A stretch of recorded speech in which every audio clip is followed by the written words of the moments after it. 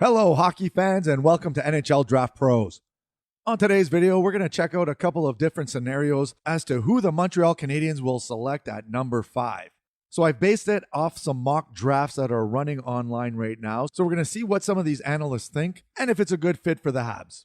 And let me know in the comment section below which scenario you think is the best. And if you want to see some scouting reports on some of the prospects we're discussing, head over to NHL Draft Pros on YouTube. I have a bunch there and more to come in the near future.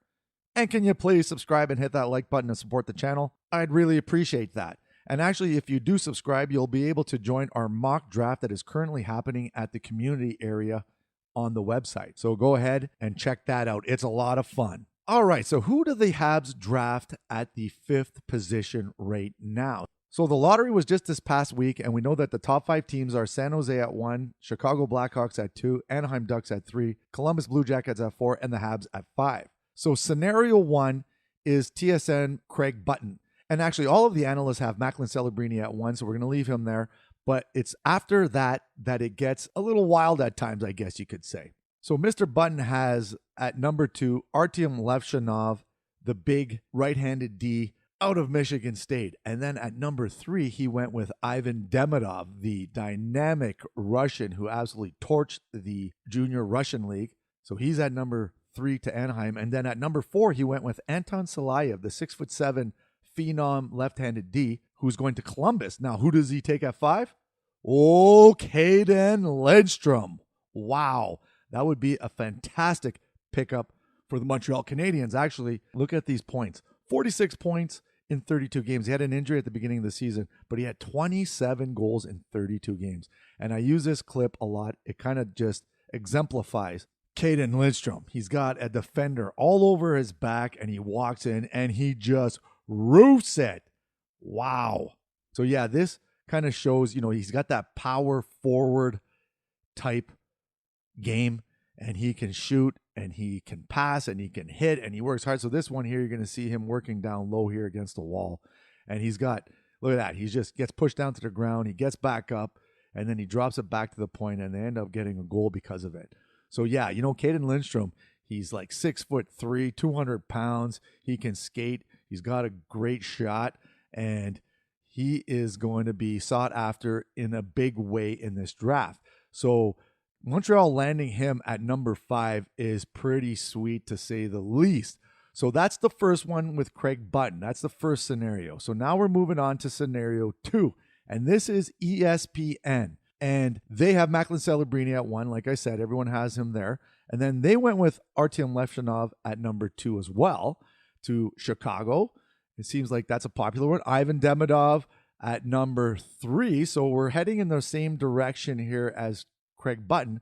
And then they threw a wrench in, and they put Caden Lidstrom at number 4. So what does Montreal do in this situation?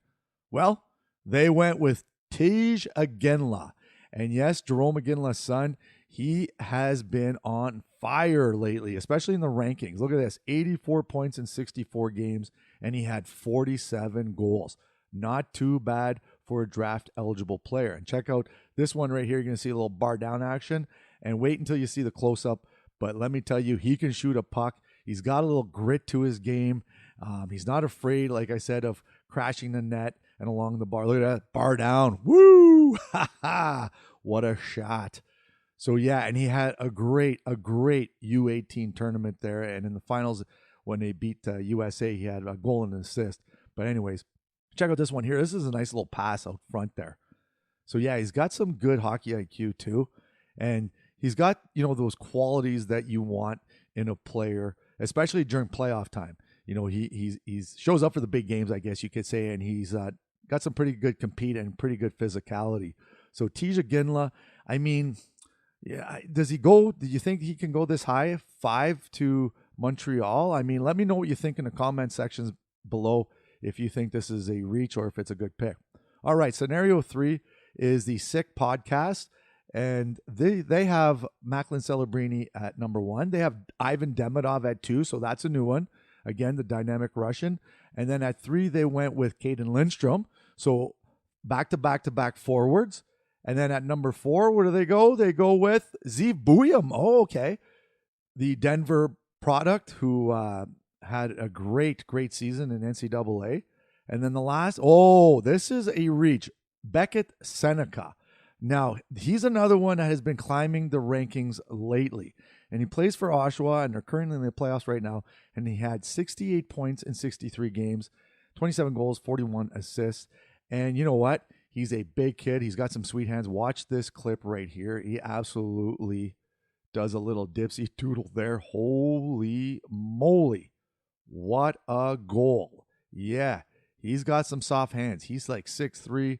He's a little on the skinny side, but he's definitely got some pretty nice hands. And he's got a little grit to his game too, a little sandpaper, I guess you could say. So you know what? One of those things where a player with some offensive upside and some grit, you know what? He's going to go high in the draft. Now, I don't know about number 5, but they went for a reach here, and they said, yeah, he could be a top 6 forward in the NHL. And so they went with Beckett Seneca. Now, you know, he's got to grow into his body a little bit more. He had a big growth spurt there. But I don't know. This is another one. Montreal fans, let me know what you think. Do you think Beckett Seneca is potential 5th overall pick? Tell me in the comment sections below. All right. Scenario 4. So now this is NHL.com, and they did a little mock draft the last couple of days. Celebrini at 1. Like I said, everyone's got that. They went with Anton Salayev, the big D, at number 2. At number 3, they went with Artyom Levshunov. So they went D to D back here. And then number 4, what'd they do? Caden Lidstrom. Okay. So guess what, Montreal? In this situation, you are going to end up with one of the most electrifying forwards in this draft, and that is Ivan Demidov, or they've been calling him Demigod. Yeah, he's got some hands, let me tell you. 60 points in 30 games in the Junior Russian League. Wow, and he actually tore it up in the playoffs as well. But you want to talk about skill set? Yep, Ivan Demidov is that player. Like, look at you're gonna watch when you see these highlights. You're gonna be like, what? I'm sure that most of you who follow the draft have seen a lot of these highlights already. But he's got some slick hands, and he can definitely deke with the best of them in this draft. Let me tell you something. The highlights speak for themselves. And if you check out my highlight video on him, you're going to see some great stuff going on. But he's definitely a very highly elite offensive forward. And you know what? When he comes over to North America, you're going to witness that skill set firsthand. And you know what? A lot of the mock drafts right now have him as high as number 2. And, you know, highly regarded forward, definitely in this draft. Him and Celebrini, I would say, you know, in terms of their dynamic play. And that is it. So let me know what you think of these scenarios. And if you want to see some videos on scouting reports on these players, head over to NHL Draft Pros. And please subscribe and help support the channel. And like I said, if you do that, you'll be able to unlock the community button and go and vote. It's a lot of fun. We do the mock draft. We're going to go through all 32 picks. So head over to that as soon as you can. And thanks for watching, and we'll see you soon. Cheers.